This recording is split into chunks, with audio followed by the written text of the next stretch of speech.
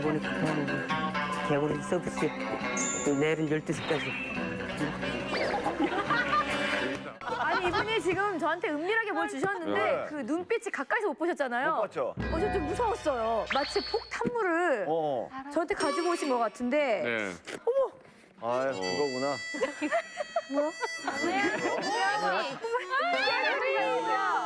네, 여기 개구리.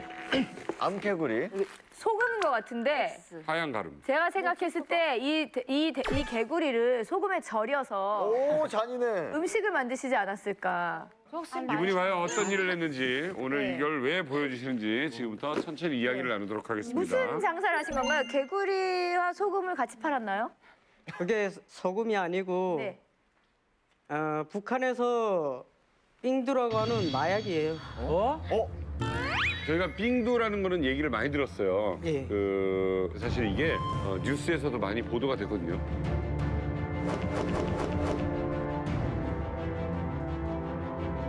지금 여기서 말씀하시는 건 지금 이분이 뭐 마약을 팔거나 마약 중독에 빠졌던 분이 아니라 현재 진짜 북한에서 있었던 일에 대한 거를 증언하기 위해서 용기를 내서 나오신 겁니다. 북한의 실상.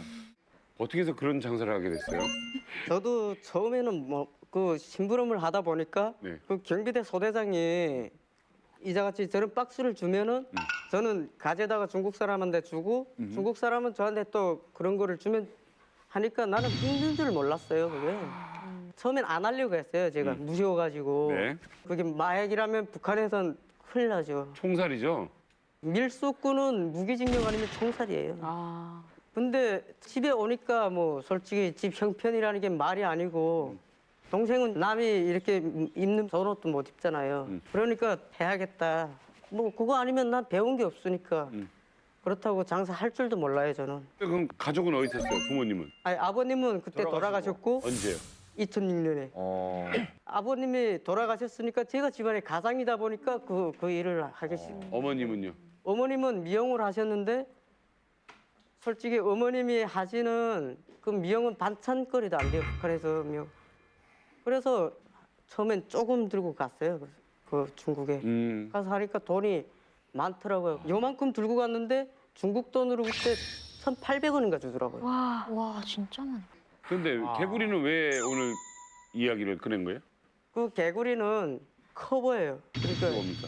그 안에. 경비대 소대장도 몰라야 하고 자기 등도 못 믿잖아요. 네. 저런 일은. 그러니까 나도 어차피 그 밀수하려면은 커버 서주는 사람들이 있잖아요. 네. 이 사람들이 내가 개구리 장사하러 가는 줄 알죠. 네. 그래 한탕 갔다 오면은 200원씩 줘야 돼요, 그 사람한테.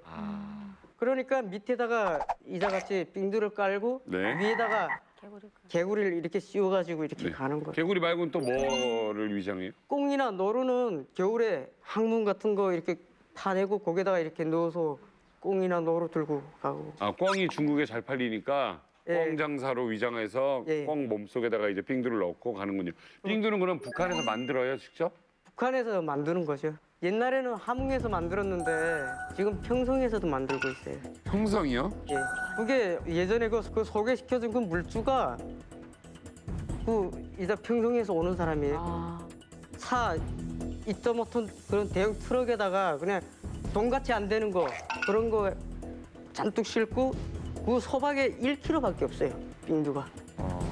그 1kg인데 그 물건을 다 버려도 빙두 몇 그램 값도 안 돼요. 그러니까 그 물건이 커보고 안에 내용물은 진짜 그 빙두인 거죠. 그 빙두는 누구한테 팔아요?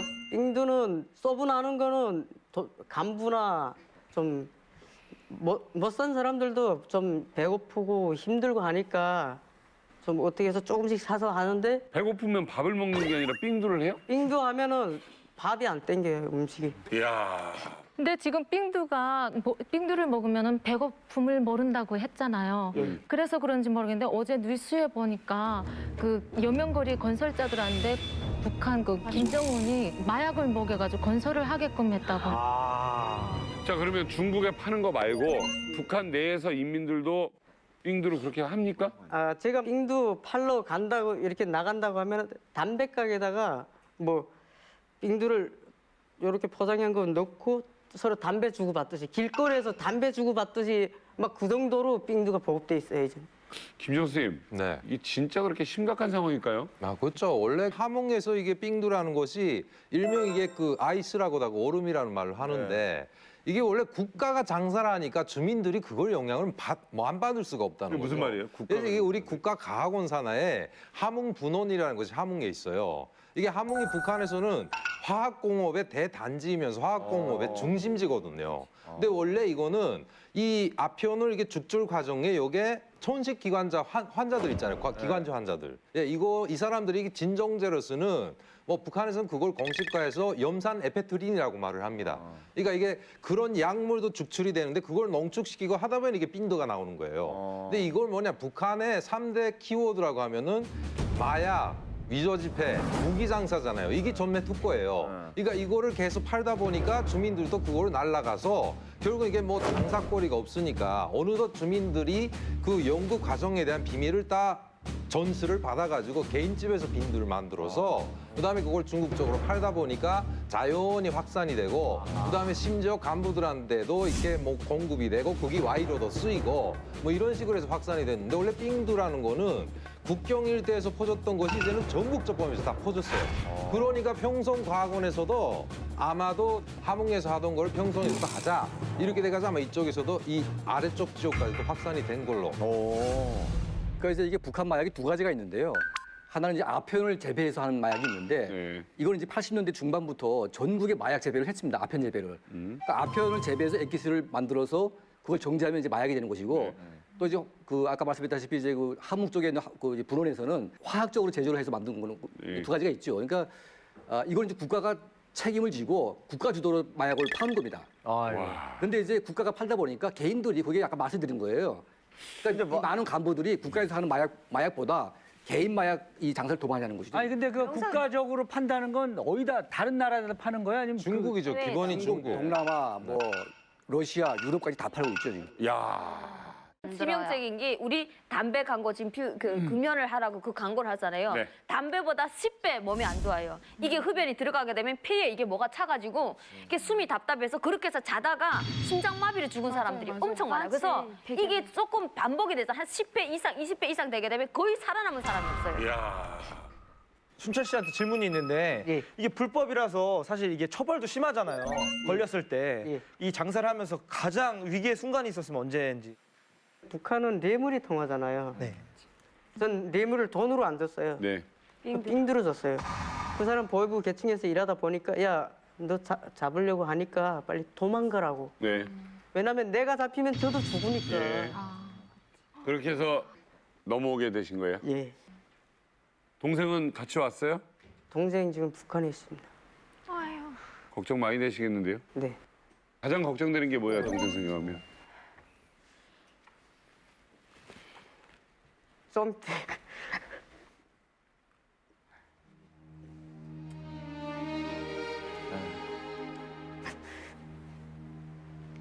제가 벌어서 이렇게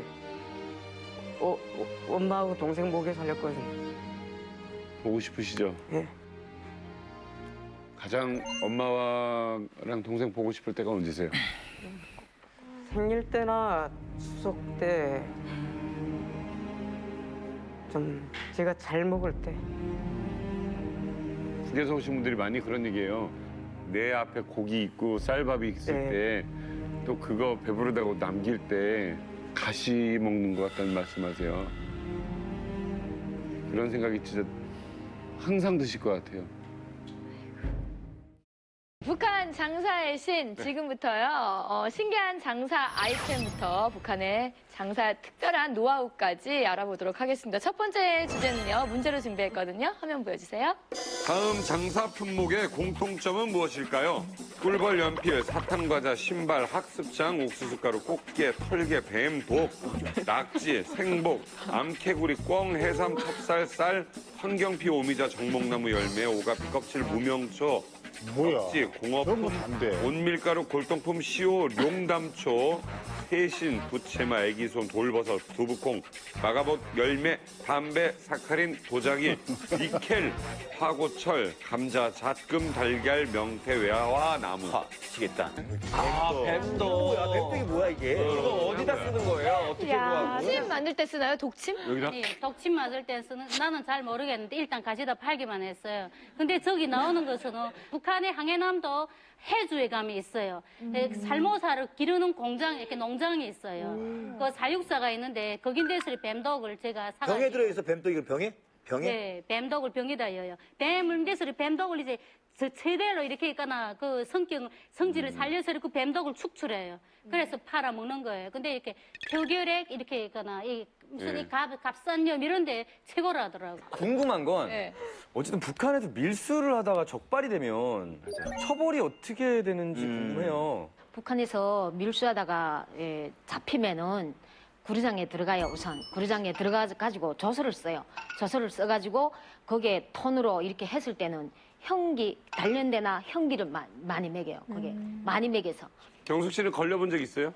예, 저도 걸려본 적 있어요. 걸려가지고 어떻게 됐어요? 밀수하다가 제가 입갈씨를 했던 적이 있었어요. 입갈씨는 그 입갈씨가 뭐죠? 설나무처럼 설방울에 이렇게 방울 같은데 이렇게 그 달맞이 씨처럼 잘하는 네. 씨가 있어요. 그걸 같이 동업자가 하나 있었거든요. 그래가지고 22도구에 올라가가지고 네. 그걸 밀수를 해서 한 엔첨이 3천만 원부터 4천만 원, 5천만 원 이 정도 벌어가지고 3,400명씩 조선 돈으로 나왔어요. 그래가지고 그때 입가시를 밀수를 한 거 누가 꼬자지를 한 거예요. 네. 걸리진 않았는데 그래가지고 제가 검찰서에 들어갔어요. 예. 검찰서에 들어가가지고 저는 한 적이 없다고 그냥 막 거기서 우기고 이러니까 한 일주일 놔두더라고요. 그때도 자전거 한 대를 준 거예요. 자전거 한 대다가 담배하고 그다음에 그 중국에서 제가 이렇게 잡혔다 하면 대반들도 가만 안 있어요.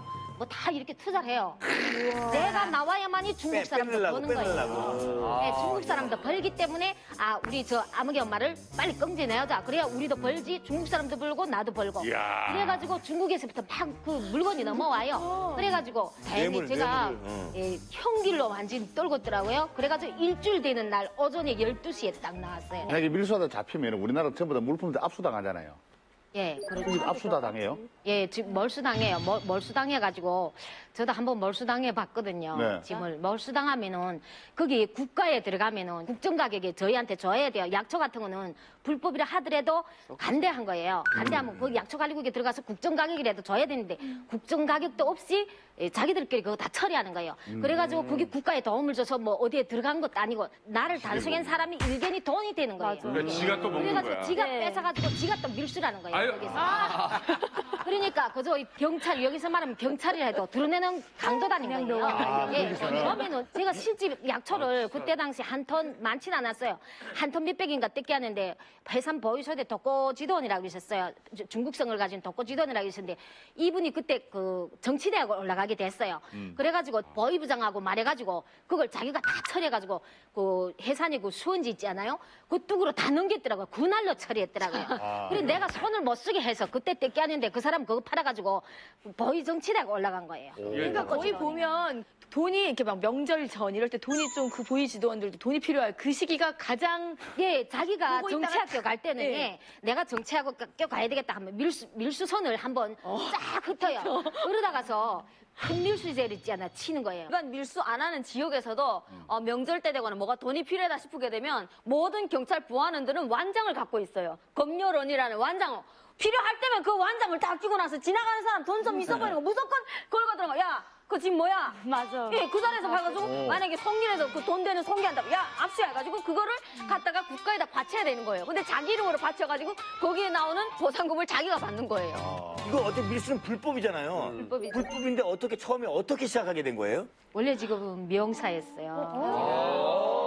제가 이렇게 성격은 정말 언짢았어요. 언짢았는데 너무 북한 그 고난이 행군하면서 악이 생긴 거예요. 너무 진짜 지치고 어찌고 하다가 제가 고난이 행군식에 그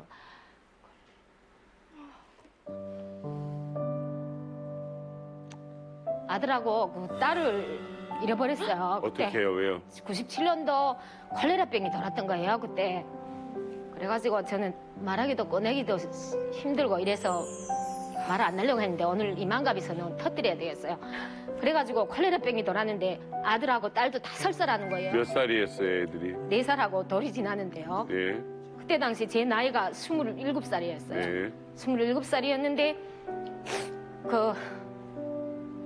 유연의 이병훈이라고 있어요. 예. 그때 당시 너무 열악하니까 이병훈 소아과 과장이 저는 한쪽으로 아파 들어가고 소아과 과장도 애를 링게를 놔야 되는데 애가 막 울고 이러니까 링게를 못 놓고 한쪽 밤에서 애가 그 있는 옆에서 잠을 자더라는 거예요. 술 먹고 잠자고 링게를 못 꺼주니까 그 다음날 아침에 원장이 왔는데 애가 완전히 다 죽어가더래요.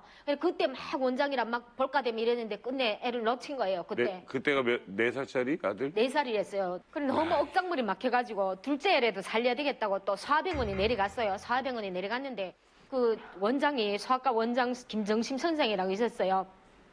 그 선생이 별이 엄마 어떡하겠나 이 운별이가 이렇게 그 피를 수혈받으면 이게 원기를 회복할 것 같으니까 피를 수혈받으라 해서 저는 모르니까 아기를 처음 이렇게 아파가지고 병원에 가다가 몰라가지고 그럼 피 수혈 그날에 6명 받았어요 애들이. 그날 밤에 애들이 12시 자정이 넘어가지고 6시 다 죽은 거예요. 그 피가 감염된 피인 거예요. 변절이 간 피를.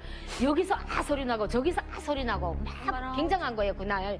막 어떻게 막 손 쓰지도 못하겠는 거예요. 저도 막 바빠가지고 저쪽에서 애들이 울음소리, 엄마들이 울음소리 나지 이쪽에서 울음소리 나지. 관리가 잘못된 상한 피. 예, 관리가 잘못된 그 피가 변절이 가고 전기도 오지 않고 이러다 나니까 그거를 피를 수혈받은 거예요. 안 되니까. 그러니까 피 수혈에는 살구지 못하겠더라고요. 그리고 그 또래 애들을 보면은 그때 당시 내가 힘들었어요. 94년도 김일성이 죽고 엄청 그 나라 사정이랑 말을 할 수 없는 형편이거든요. 그래가지고 애들한테 뱀변이 좋은 옷도 못 살피고 맛있는 거 못 살피고 이러다 나니까 마음이 엄청 걸렸댔어요. 아이들은 어디다 묻어주셨어요? 산에다 묻었는데 그때 당시 그 산에 제가 모르게 제가 그 산으로 올라갈까 봐 산에 어딘가도 모르게 묻어버린 거예요. 다른 식구들이? 예. 그래가지고 그때 제가 산도 못 가봤고 그래서 그때 당시 애 한 달에 한 번씩 애가 죽었으니까 그래서 밖에 나가면 헝해가지고 정신 나간 그 사람처럼 내 그 신경 마비가 다 온 거예요. 아무것도 귀에 들리지 않고 완전 내 몸 상태는 너무 신경을 쓰다가 나머지 완전 영양실조 온 그 상태였댔어요.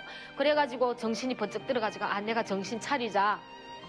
이제라도 기운 차리고 가족이 생계를 위해서 살아야 될 게 아닌가. 그때부터 단단히 마음먹고 밀수에 붙은 게 무서운 거 없이 붙은 거예요. 그러면 그때부터는 국가에 대한 믿음이나 거기 다 져버리고 그 다음에는 진짜 충성심만 진짜 김일성이나 김정일이 그 고마운 그 충성 교육을 하다 보니까 그 고마운 뺏기 모르고 계속 내명 생활이 동원되고 내명 기동대 동원돼서 노래 부르고 뭐 명절날에는 이렇게 충성심만 해가고 이렇게 고지시켜서 살다가는 안 되는 거예요. 야, 이게 진짜 국가가 진짜 김정일이나 김일성이나 이걸 사실을 알고 있는지 저는 그렇게 답답했어요. 그때 진짜 백성들이 이렇게 살아가는 걸 당국에서는 아는지 무슨 조치도 없는지 이런 안타까운 마음에 어디가 하소도 못하고 말하면 반동으로 붙잡아가요. 너는 정치범을 말반동으로 붙잡아가고 이러는 판이었어요. 그때 당시. 우리 김경숙 씨 어쨌든 간에 열심히 사셨어요. 그 뒤로 자녀는 하나 더 있죠? 예, 나중에 예. 지금 몇 살쯤 된 딸이에요? 19살이고요. 지금 그 한국에 와서 미용 기술 그래요? 배우고 있어요. 예. 자 이렇게 밀수를 잘하고 돈을 많이 벌다가 왜 그만두고 한국에 오게 된 겁니까? 그만두게 된 동기는 2009년도 10월 10일이면 당창건 기념일에 저는 밀수를 할 때는 명절날 계기를 해서 해요. 네. 4.15, 2월 16일, 뭐 1월 1일 이렇게 해서 하는데 그때 당시 그 약초는 석톤 500가량 적재라고 그 밑에 딸보가 있었어요. 딸보란 거는 동보고 우리가 밀수제들끼리 말하는 게 딸보라면 통하는 거예요. 그래가지고 그때 씻고 제가 먼 거리에서 보천군에서부터 그 까먹걸 그 주체바위 초소까지 내려와야 돼요. 그래 밤 12시 제가 그 약속 시간을 장만했는데 그때 어떤 지인이 꼬자질을 한 거예요. 네. 그래가지고 국경경비대 작전부에서 저를 생포를 하느라고 그 연풍구 초소 있잖아요. 아는 군관들이기 때문에 왜 그러냐까 이거 봐줄 형편 못 된다는 게야. 이게 지금 그 경비대 내단장이 직접 지휘해가지고 작전부에서 작전 참모장까지 다 나왔대요. 그걸 붙잡으러 나왔는데 너는 안 되니까 지금 다 실으라는 게요.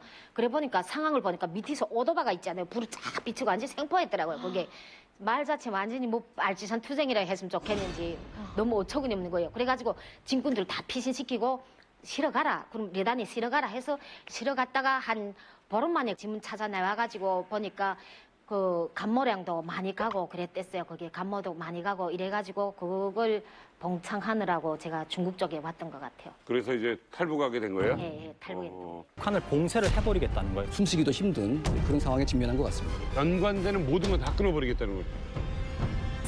북한하고 좀 거래를 하기 시작하면서 밀수를 한 것 같아요.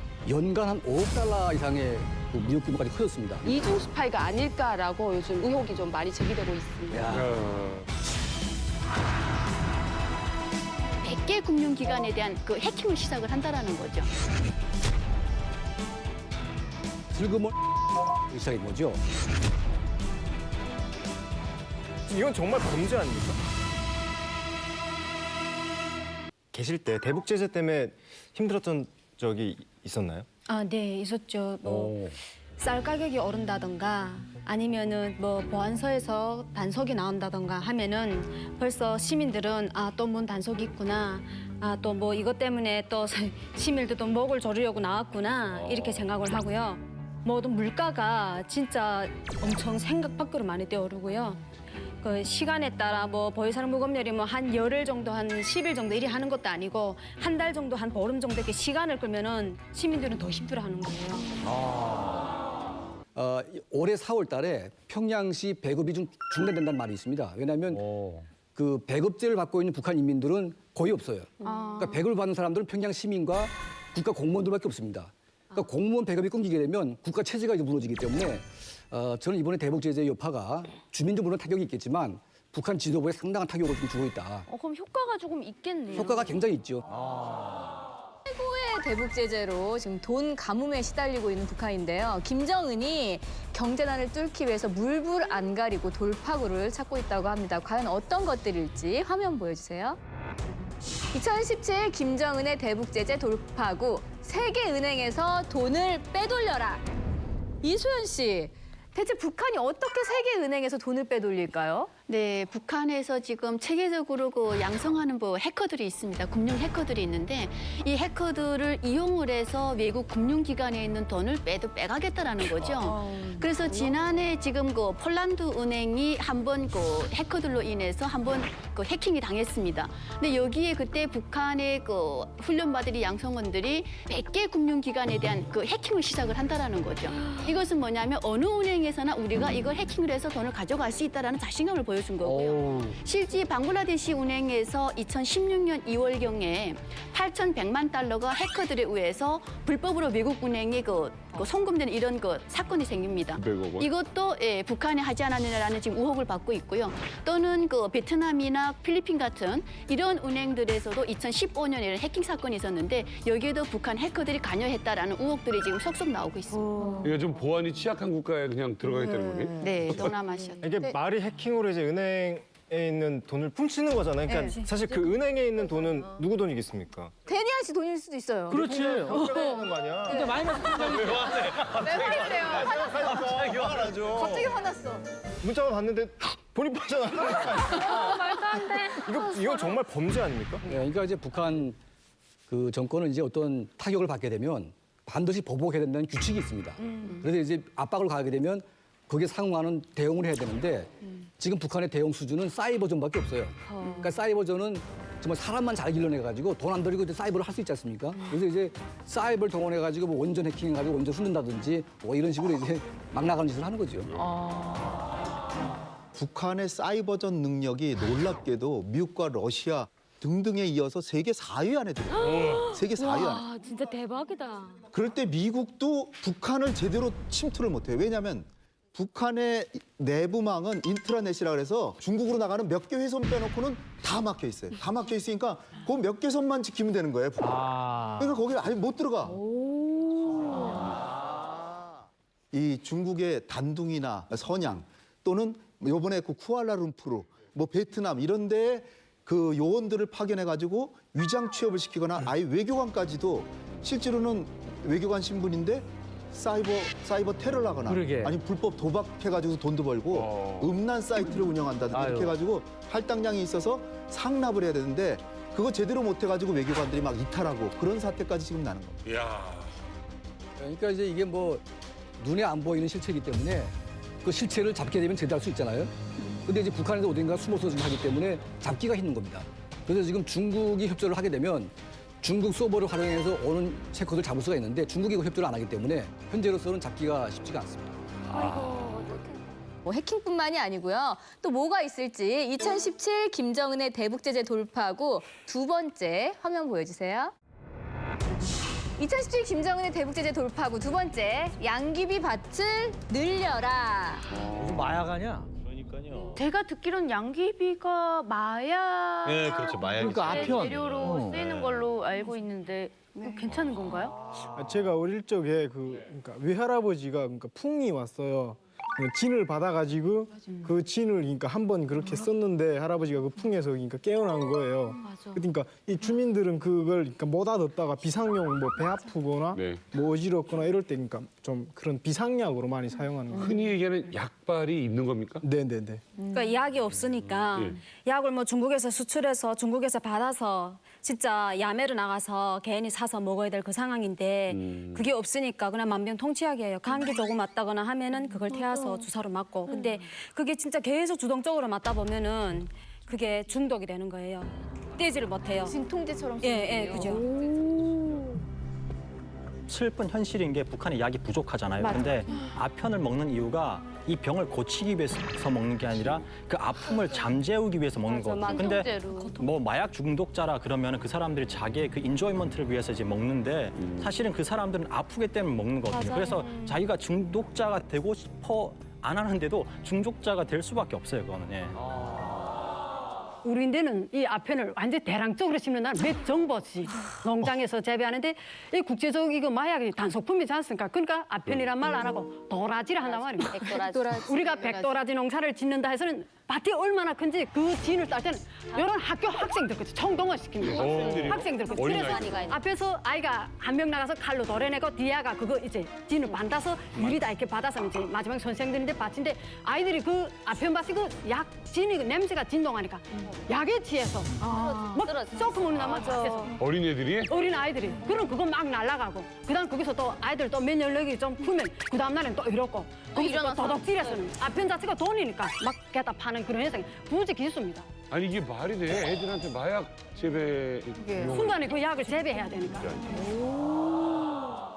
근데 이렇게 더 늘려가지고 마약을 더 대놓고 만들어가지고 다른 나라에 뭐 밀수출을 하겠다는 의미인가요? 예, 그러니까 이제 그 김정은 정권 들어와 가지고 그 이 양귀비밭 재배 그리고 이제 마약 이 실태를 김정은이 보고받고 나서 이걸 없애라고 얘기했어요. 엄청나게 단속을 심하게 했는데 아마 이제 2013년 이후에 핵실험이 이제 진행되고 이제 국제사회 압박이 또 되니까 돈이 없잖아요. 그러니까 점점 돈이 고갈되니까 슬그머니 마약을 다시 재배하기 시작한 거죠. 그래서 2015년도에 다시 또 재배가 시작됐고 작년부터 엄청나게 또 커지기 시작했습니다. 그래서 북한이 불법으로 마약을 팔아서 번 외화가 과연 주민들한테 도움이 되나요? 북한 주민들은 그 마약이 뭐 어떻게 해서 뭐 어떻게 북한으로 그걸 팔고 있다는 것 자체도 몰랐어요. 그냥 백도라지니까 거기에 돈것만 됐었고 인민들 생활에는 전혀 도움이 되지 않는 그렇게 팔아들인 돈은 다 그냥 그 통치를 위한 통치 자금이나 39호실에 들어가지 저는 그렇게 팔아들인 돈을 도대체 뭐 하고 있는지 제가 오히려 궁금할 정도예요. 우리는 이걸 아편을 우리인데서는 7월 중순부터 보안원들 보여주는 대로 아예 활기 뛰는 달이란 말입니다. 제일 좋아하는 달은 이때는 이 아편을 단속하려 따는 매 하고는 몽땅 그 진을 따는 거 단속에서는 다 빼들고 그 아편 딴 그 대꾸지 다 뽑아서 하나름씩 안고 자기는 몰래 검찰다 하는. 그다음에는 거기서 이제 너 돈을 내겠냐 아니면 뭐 다른 데 가겠냐. 그러니까 보안원들이 이제 그 해수에서는 국가에다 바치는 자기네가 다 소비한단 말입니다. 네, 불법으로 자기네가 먹고 왜 그런가? 우린데도 아편 중독자들이 거의 20~30%가 다 중독자들. 진짜 그런 거. 중국 돈 우린데는 40원씩 한단 말입니다. 40원도 없어서 약재들이 진짜 하루에 1g, 2g씩 마는데 그 1g이 없어서 진짜 집안에 가장물 다 팔면서도 약이 없어 못 산단 말입니다. 약이 없어서. 저 미영 씨한테 궁금한 게 있는데 아버님께서 외화벌이 일을 하셨다고 아까 하셨잖아요. 그렇다면 정말 이 대북 제재로 인해서 외화벌이를 사는 사람들은 북한 주민들은 진짜 더 힘들어질 것 같아요. 그죠? 네, 그거 관련해가지고도 저희가 내부 소식통을 통해서 들어온 그 소식 중에 하나가 중국에 나와서 무역 거래를 하고 있는 북한의 무역 상인들이 지금 굉장히 힘들어하고 있다라고 해요. 대북 제재가 시작이 되게 되면은 이런 무역업을 하고 있는 사람들에게 상납 요구가 더 강해지는데요. 그러면 이 사람들은 대북 제재로 인해서 중국에서 활동하고 돈 벌기는 더 힘들어지는데 상납 요구는 점점 더 많아지고 하다 보니까 굉장히 힘들어한다고 하고 그래서 오히려 북한으로 다시 돌아가고 싶다라는 얘기들도 하는데 더 중요한 건 이 북한에서 나오는 사람이 있어야 체인지가 되는데 북한에 있는 무역 그 업자들도 나가면 돈은 안 벌리고 더 힘들어진다는 걸 아니까 안 나가겠다라고 얘기를 한다라고 해요. 네. 그래서 오히려 정말 그 나가지도 않고 또 거기 있는 사람들도 굉장히 무역하는 사람들이 힘들어지고 있는 상태라고 전해지고 있어요. 2002년 월드컵이 끝나고 1년 후 북한이요. 이 세계적인 잔치가 끝나자마자 마약 스캔들의 중심이 됩니다. 자, 저 배 이름이 이제 북한 네. 선박 봉수호라는 선박이에요. 봉수호고. 어떤 일이 있었냐면 2003년도 3월에 호주 정부 당국이 한 첩보를 받습니다. 중국에서 2명의 누군가가 출발을 할 것이다. 호주로. 요주의 인물이다. 체크해라. 그래서 도착을 해요. 그 호주 정부 당국이 그 두 사람을 따라갔는데 으슥한 해안가에서 어떤 배 승선하더니 뭔가 바다 나옵니다. 그거를 딱 현장 포착을 한 거죠. 스탑! 멈춰라! 그 사람들이 들고 있던 거 가방을 열어보니까 그 안에 순도 100%의 헤로인이 있었어요. 당연히 저 배에서 꺼낸 거기 때문에 저 배 잡아야 되죠. 저 배 잡아라. 스탑! 스탑! 그 배는 도망을 가기 시작해요.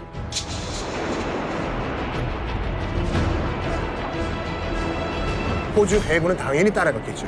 무려 70km, 4일 동안 추격을 해요.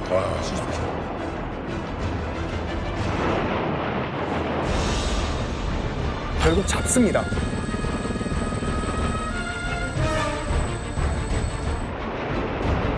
승선하니까 배 안에서도 순도 100%의 헤로인이 발견된 거예요.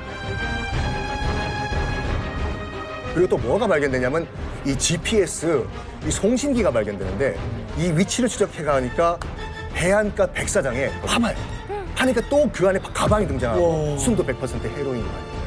다 합치니까 무려 헤로인 순도 100%가 150kg, 우리 돈으로 1,000억 원어치가 발견이 됩니다. 이게 국제사회가 이 사건을 주목하는 이유가 첫 번째, 북한 소유의 선박이고 북한 선원이 마약을 운반했다. 두 번째, 초기에 정방 명령을 무시하고 도주를 했다. 이건 북한 선원들 스스로도 뭔가 잘못되고 있다는 걸 알기 때문에 도주한 건 아니냐. 그리고 세 번째, 봉수호에 탔던 이 북한 선원들 중에 소위 정치 지도원으로 추정되어 있던 리더도 끼어 있었다. 이건 그냥 배만 조작하는 선원들이 아니라 북한 당국의 리더가 탑승을 해서 북한 당국의 조직적인 마약 밀매 사건이다라고 수사 당국은 충분히 봤었던 거예요. 매우 흥미로운 건 이 추격전이 막 있을 때 이 봉수호 안에서 북한 선원들이 자기들끼리 주고받은 무전 내용도 호주 경찰이 그때 탐지를 했어요. 뭐라고 이들이 무전을 하냐면 북한 당국이 도망가지만 말고 싸워서 나포를 피하라. 라고 지시를 해요. 싸워서 나포를 피하라. 호주 해군이랑. 그러니까 이 봉수호에 탔던 북한 선원이 당국에게 뭐라고 답장을 하냐면 무전으로 위대한 장군의 전사로서 우리는 마지막 한 사람까지 결연히 싸울 결의로 가득 차 있습니다. 하고 싸우지 않고 도망가는 거야.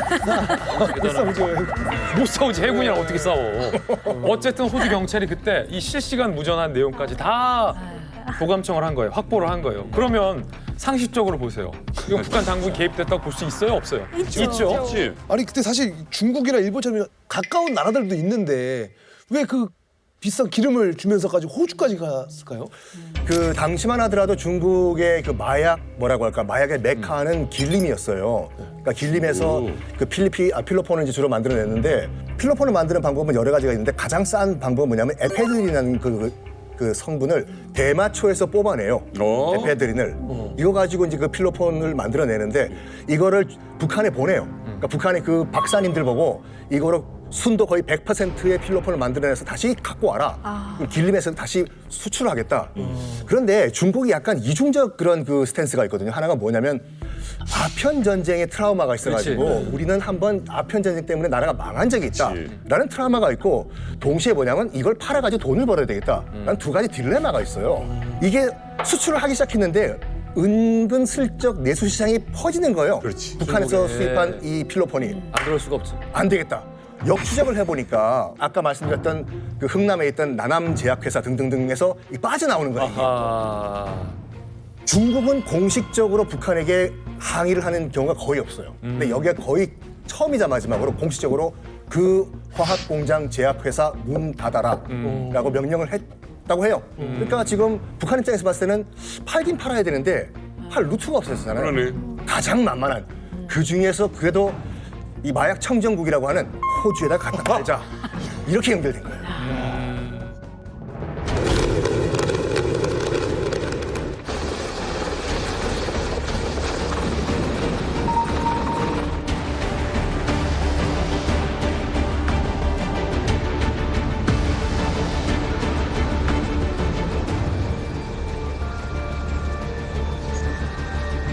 그리고 사실은 국제사회에서도 이 사건 무죄 났을 때 이미 전 세계에서는 그래서 이런 경우들 많죠. 이거 다 북한 사람인 줄 알고 있었거든요. 그러니까 우리나라에서도 많고 이런. 그럼요. 북한 입장에서도 16년 지났고 어차피 다 우리 소행인 거 아는데 그래요. 여권 내준 거죠. 이게 단지 어떤 그 북한 내의 업자들 이런 사람들의 문제가 아니라 정책적으로 특히 김일성과 김정일 부자가 그 중심에 있다는 얘기가 있네요. 아시다시피 1970년대 전반만 하더라도 그러니까 북한이 우리보다 잘 살았어요. 그러니까 중반부터 이제 역전이 되기 시작했죠. 그때 이제 김일성 정권은 어떻게 생각했냐면 다시 초월을 하기 위해서는 돈이 필요한데 실질적으로 우리가 팔 수 있는 게 뭘까 하다가 현실적으로 결론은 무기와 이 마약 판매밖에 없다. 이때 김일성이 뭐라고 얘기했냐면 인민들의 생활 향상을 위해 백도라지를 많이 심어 외화벌레를 하라. 도라지. 백도라지? 여기서 김일성이 백도라지를 많이 키워라 했던 백도라지는 화이트 백도라지가 아니라 양귀비를 얘기해요. 앞에 원료가 되는. 이게 무슨 얘기입니까? 과장된 얘기 아니에요? 그러니까 솔직히 말해서 북한 같은 경우에는 그 일제시대 때부터 양귀비를 많이 재배를 했었어요.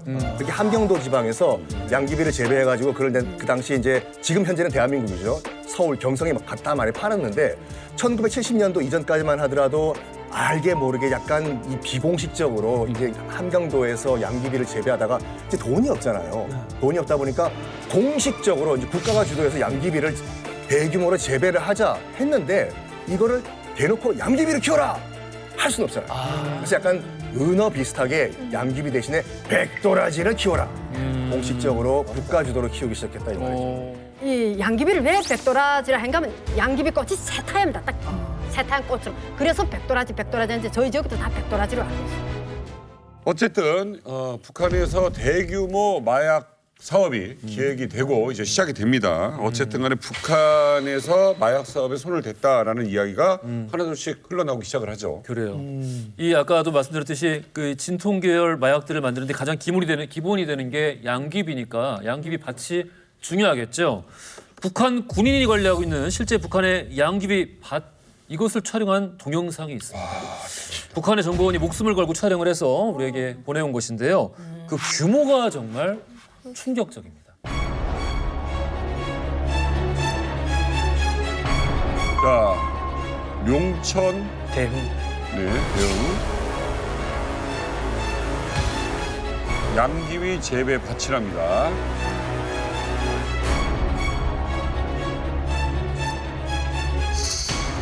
우와, 이게 양귀비 꽃이에요? 근데 이렇게 많이 한꺼번에 피우는 건 처음 봤어요.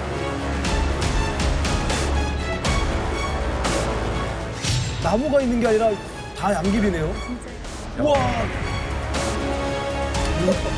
이쁘네, 진짜. 야, 이거 무슨. 와, 너무 예쁘다.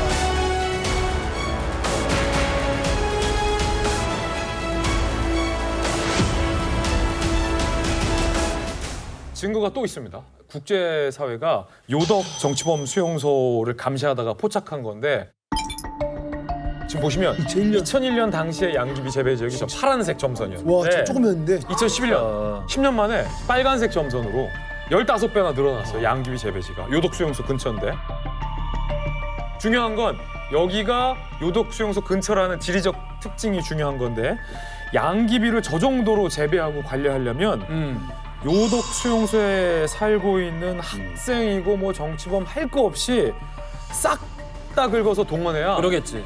이 양귀비 재배 관리가 되거든요. 아니 저거 키우는 정성으로 쌀을 키우지. 저거 정말 품이 들어가는데. 끔찍한 일입니다. 우리 정부는 마약과의 전쟁을 선포했습니다. 이제 마약 그대로 두면 안 된다. 엄격히 찾겠다라고 했는데 근데 출발지를 찾아야 될 거 아니에요. 근데 그 출발지 중 한 곳이 바로 북한입니다.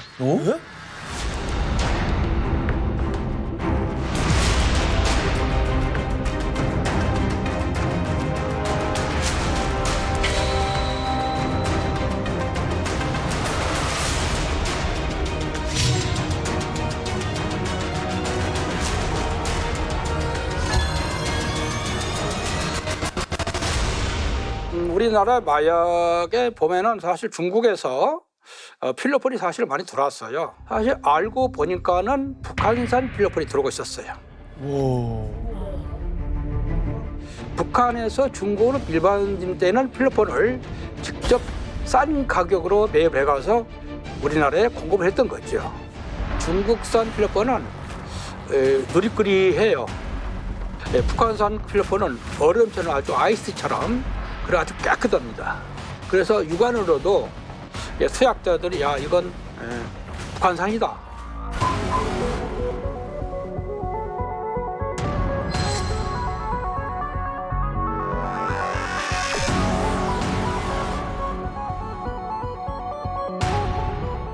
사실 그 압록강과 도망 거리가 짧아요. 특히 겨울에는 도강할 수 있어요. 즉 진짜 그 마약을 가지고 얼음 위에 걸어올 수가 있어요. 그만큼 가까운 거리고 또 국경 경비대들이 돈을 벌기 위해서 그 마약을 중국 땅에다 집어 던지는 방법으로 해서 돈이 오가는 방법 그런 방법으로 사실 밀반입하고 있는 거죠. 앞으로도 우리 한국은 북한산 필로폰을 사실 심각하게 대처를 해야 합니다. 왜? 우리 한국의 필로폰을 투약하는 투약자들이 그 순도가 좋은 99%의 그 순도를 찾기 위해서 그래서 어쩔 수 없이 순도가 좋아하는 것은 북한산 필로폰이잖아요. 그렇기 때문에 앞으로는 지속적으로 북한산 필로폰이 확산될 것으로 보고 있다. 이야. 이거 심각하네요. 아니 북한 마약이 우리나라 좀 들어오고 있고 심지어 더 잘 만든다는 이게 무슨 얘기예요? 몇 해 전에 우리나라를 강타했던 사건이 있었습니다. 클럽 버닝썬 게이트 사건 기억하시죠?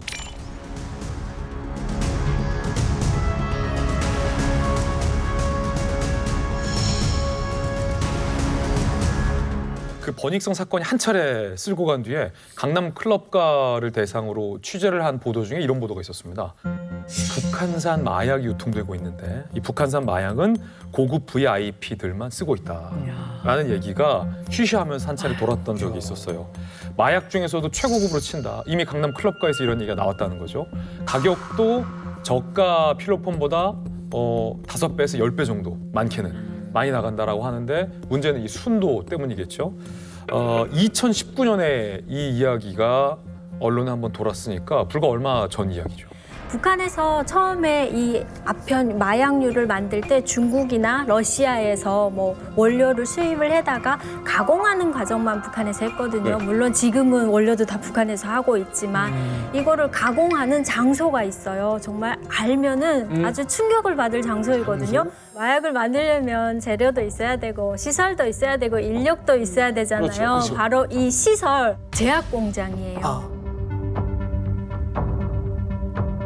정식으로 그쵸. 제약사에서 화장터도 아니고. 아니에요. 제약 공장들이 함흥에 가면 제약 공장들이 정말 많거든요. 근데 그 제약 공장들을 이용을 해가지고 겉으로 보기에는 정말 일반 제약 공장이거든요. 근데 실제로 그 안에서는 마약이 만들어지고 있는 겁니다. 뭐 흥남 뭐 제약 공장이라든지 순천 제약 공장이라든지 나남 제약 공장 이런 공장들이 진짜 멀쩡하거든요. 인민들을 위한 제약을 생산하는 공장으로 보이지만 실제로는 마약을 당일 방침에 따라서 마약을 재배하는 공장.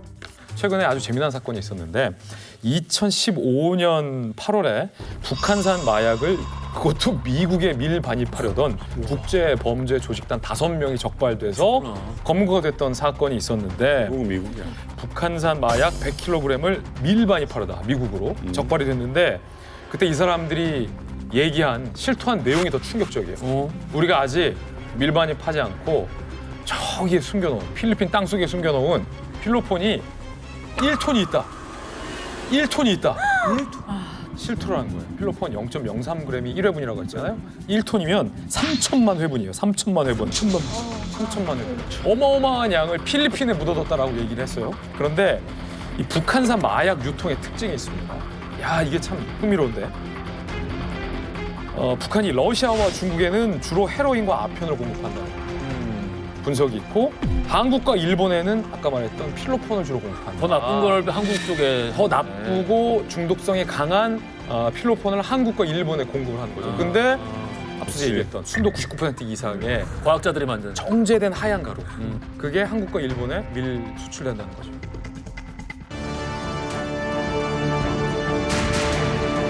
또 키도 비슷하네.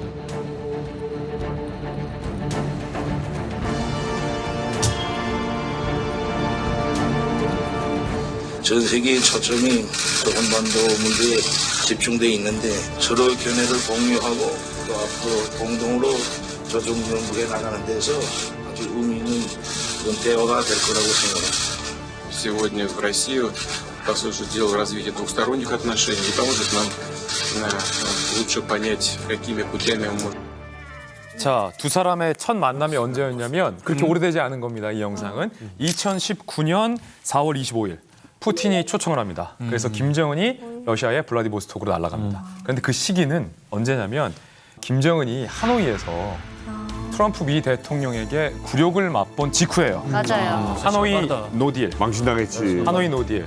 그래서 트럼프 대통령과 김정은이 하노이에서 마주 앉았는데 트럼프 대통령이 너네 비핵화 의지 없으니까 나 바빠서 이만 갈게 하고 회담장을 박차고 나오면서 노딜이 됐죠. 김정은의 첫 외교 무대였는데 처절하게 실패했죠. 그 직후에 푸틴이 보고 있다가 그래? 미국하고 사이 좋았다가 이제 틀어지네? 그러면 러시아로 와. 해서 김정은이 날아간 거예요. 김정은 입장에서는 어떻게든 외교 실패한 거를 이쪽에서 회복을 해야 돼서 상황이었는데 푸틴이 불러준 거죠. 아까 우리 화면에서 상단에 지각쟁이 푸틴이라고 나왔었잖아요. 맞아. 이거 당시에 다 그것만 주시하고 있더라고요. 이번에 몇 분 늦나. 푸틴이 항상 늦어. 메르켈이랑 정상회담 하기로 했는데 4시간 15분 늦어. 그랬지. 네. 우리나라 당시 문재인 대통령이랑 정상회담을 하기로 했어요. 선명하게 기억해요, 제가. 푸틴이 늦을 거다라고 우리가 다 각오를 하고 있었어요. 그런데 푸틴하고 우리랑 정상회담 하기로 예정했던 시간이 제 기억에 맞다면 10시 반이었거든요. 밤 10시 반. 네. 근데 11시 반. 12시 자정이 지나가는데 안 와? 푸틴이 안 오는 거예요. 정상회담을 하기로 한 날짜 말고 하루가 늦어진 거예요. 12시 36분에 푸틴이 나타났습니다. 어머? 왜 그래? 그래서 이상적인 건가 봐. 우리나라 정상회담 역사상 새벽, 심야, 다음 날이 넘어가서 한 정상회담 이게 유일해요. 그런데 푸틴이 사과를 안 했어요, 그때 당시. 뭐 어쨌든 이렇게 지각대장이었는데 그때 김정은과의 정상회담에는 몇 분을 늦었을까요? 미리 와서 기다리고 있었어요. 미리 와서 기다리고 있었어요. 미리 와서. 시차 확인 못했나? 왜? 아니요. 푸틴이 미리 와서 기다리고 있었어요. 시간 잘못 계산.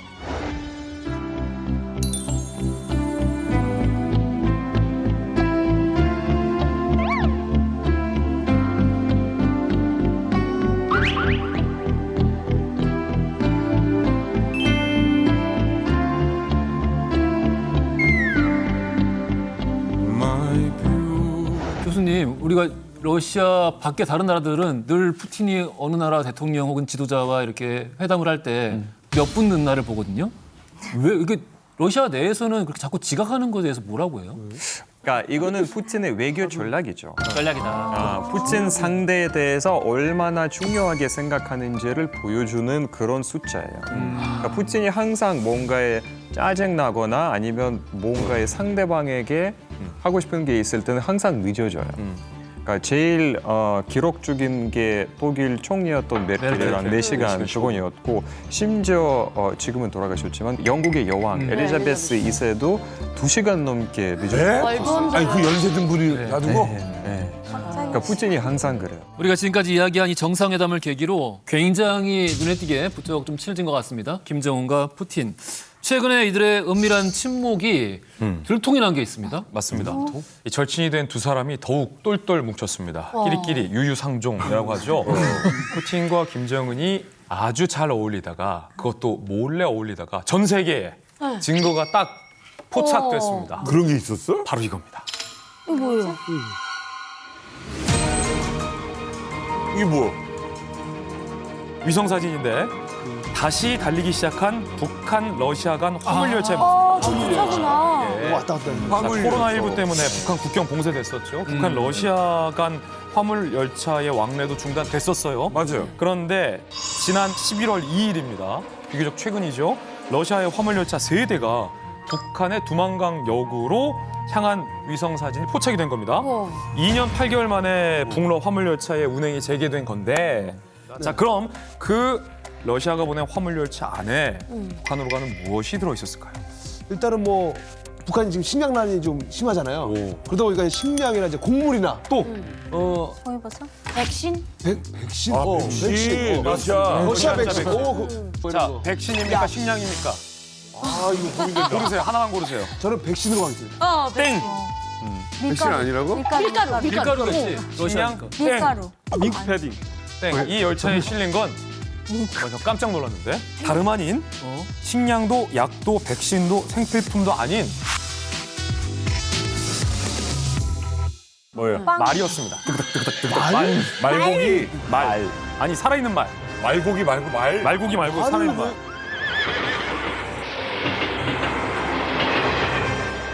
말을 왜 줘? 지금 말을 지금 갑자기 러시아산 오를로프종 굉장히 명마예요. 100마 30마리, 30마리가 그 화물 열차에 담겨서 북한으로 들어가고 있어요. 웬 말? 아니 말을 한 말만. 지금 들여보낼 때가 아닌데. 그러니까 이게 원조가 아니라 그냥 김정은 선물 준 거네요. 아니 백신을 보내니까 100마를 보낸 거야? 백은 야 말도 안 된다. 진짜 말도 안 돼. 오를로프종은 이제 러시아의 명마로 유명한데요. 북한에서는 주로 이제 이 종의 말을 지도층의 사치품으로 사용하거나 경주용 말로 사용하고 있다고 합니다. 그러니까 지난 2019년 기억하시죠? 10월경에 김정은이 백두산 등장할 때 하얀 말 타고 올라가지 않습니까? 그때 그 말이 오를로프종이거든요.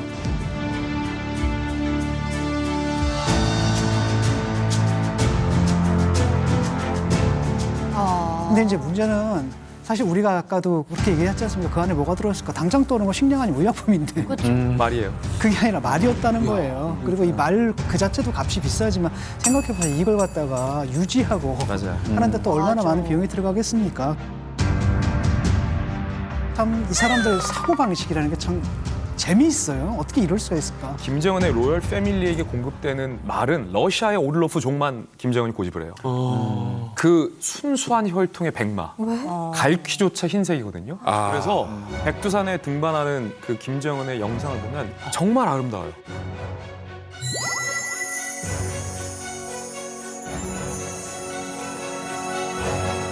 그 백두혈통 자기들도 탈 뿐만 아니라 간부들에게 이걸 선물로 내려요. 백마를. 체제 유지하는 데 있어서의 꼭 필수적인 사치품이 바로 이 오를로프. 근데 그 대북 제재 때 말 보내는 거는 괜찮은 건가? 아유 다 대북 제재 위반이죠. 유엔 안보리 당연히 위반이죠. 위반입니다. 말 보내도? 네. 위반이죠, 당연히. 그래서 그거는 사치품이라서. 네, 이거 다 밀수예요. 엄밀히만 다 밀수고.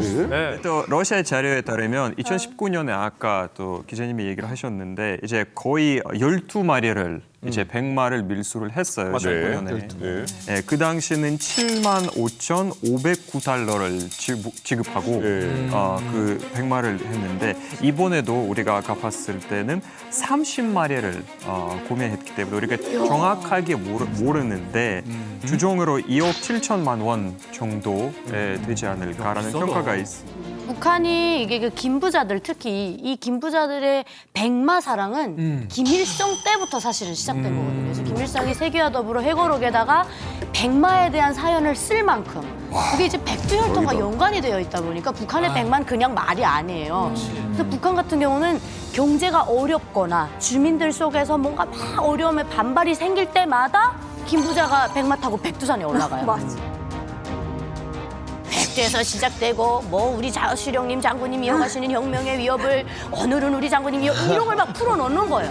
그렇게 해서 뭔가 체제 결속시키고 주민들의 이 반감을 좀 잠재우고 이럴 때마다 이런 정치 행사를 하는 거예요. 이벤트예요 이게.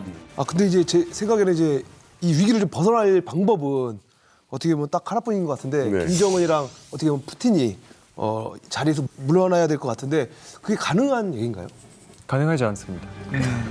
이제 자기가 지금 개헌까지 해서 2036년까지는 집권을 할 수 있게끔 해줬는데 당연히 그렇게까지는 집권을 잡을 거고 또 러시아 사람은 다 아는 사실인데 푸틴이 약간 욕심이 많은 야망이 많은 사람이에요. 그러니까 자기가 역사에 대한 얘기를 할 때 항상 막 이렇게 위대한 러시아 사람을 뽑아요. 막 스탈린 아니면 페터 테제. 그래서 자기가 똑같은 위치에 러시아의 역사에 이제 새겨주고 싶은 그런 인물이기 때문에 나중에 누군가가 막 22세기의 역사의 교과서를 딱 펴고 21세기 초반에 위대한 러시아 대통령이었던 뭐 푸틴 막 이런 얘기가 나왔을 만큼의 지금은 굉장히 많은 행보를 하고 있기 때문에 쉽게 물러서지 북한이 너무 딱 닮은 게 진짜 딱 닮았네요. 북한도 지금 먹고 살기 힘들잖아요. 근데 그게 누구 때문에? 미국 놈 때문에. 미국 때문이죠. 그래서 우리가 허리띠를 절라매는 것도 미국 때문에. 근데 지금 이미 김씨 왕조가 어떻게 보면 3대째 세습하고 있잖아요. 근데 지금 김정은도 젊고 김정은 자녀들도 젊어요. 그러면은 어려요. 그러면 김정은이 젊기 때문에 앞으로 20-30년 더 계속 할 거란 말이에요. 건강이 받쳐주는 한. 그렇다면 계속해서 이게 4대 세습까지도 갈 수가 있는 거잖아요. 북한이 제가 볼 때는 저 탈북민의 개인적인 생각으로는 핵을 포기할 것 같지가 않아요. 왜냐면 김정일 때부터 계속 그랬어요. 조선이 없는 지도는 세상에 뭐 존재하지 않고 핵버튼 누르고 이런 얘기를 계속 했기 때문에 계속해서 4대로 이어질 것 같다라는 그 두려움이 있는 거예요.